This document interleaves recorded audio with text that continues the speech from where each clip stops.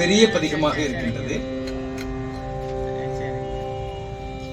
இந்த பதிகத்தை திருஞான சம்பந்த பெருமான் அருள்கின்றார்.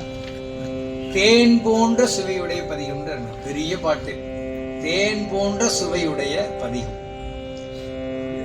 இத கடைசி பதிகத்துல அந்த திருக்கடைக்காப்பிள்ளை சொல்ற 21 பண்கள்லையும் இதை பாடலாம் போல இருக்கு.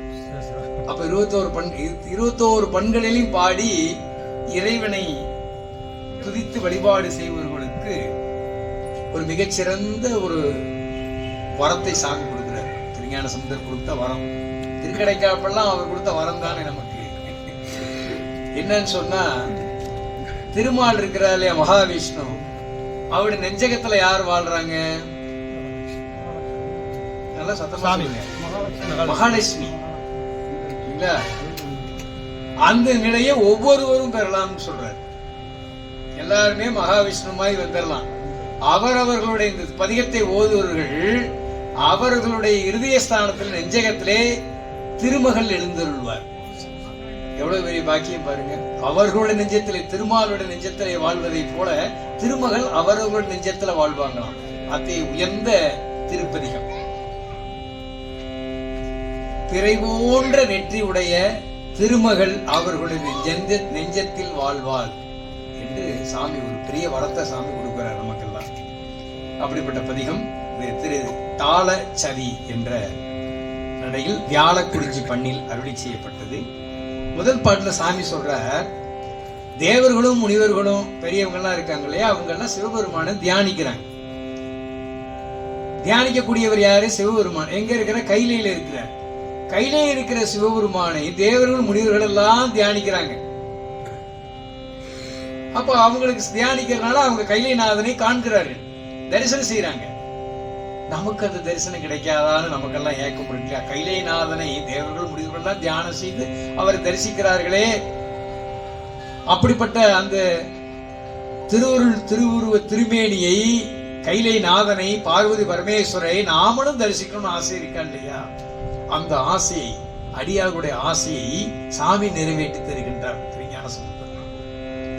திரு கழுமலம் என்ற சீர்காழி, அவர் அவதாரம் செய்த ஊர் தான். சீர்காழியுடைய மற்றொரு பேர் கழுமலம்.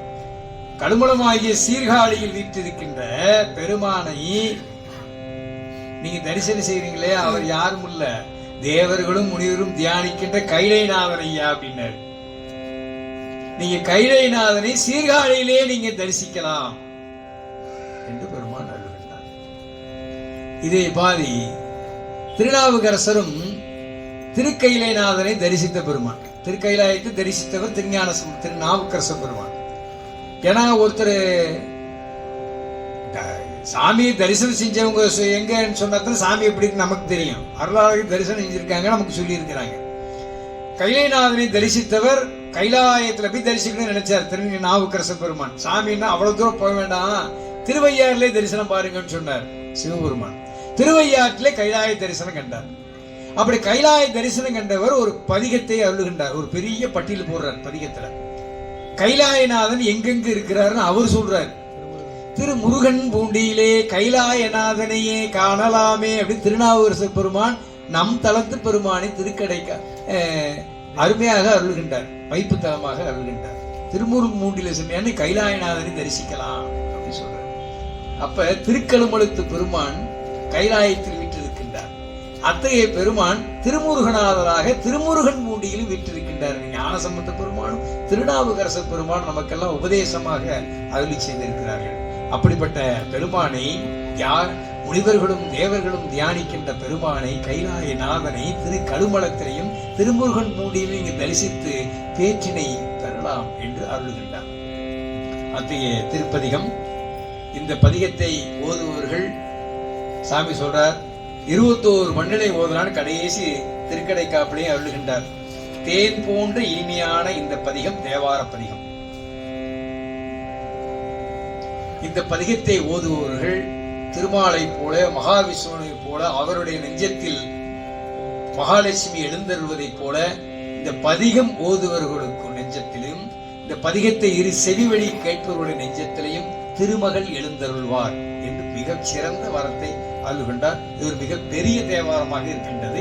இதை நாம் திருஞான சம்பந்த பெருமானுடைய திருவடியை வணங்கி திரு கழுமலத்து பெருமானுக்கும் திரு கைலாயநாதராக வீட்டிருக்கின்ற திருமுருகநாத பெருமான் திருவடிக்கு விண்ணப்பித்து அருள் பெறுவோமாக. சிற்றம்பலம்.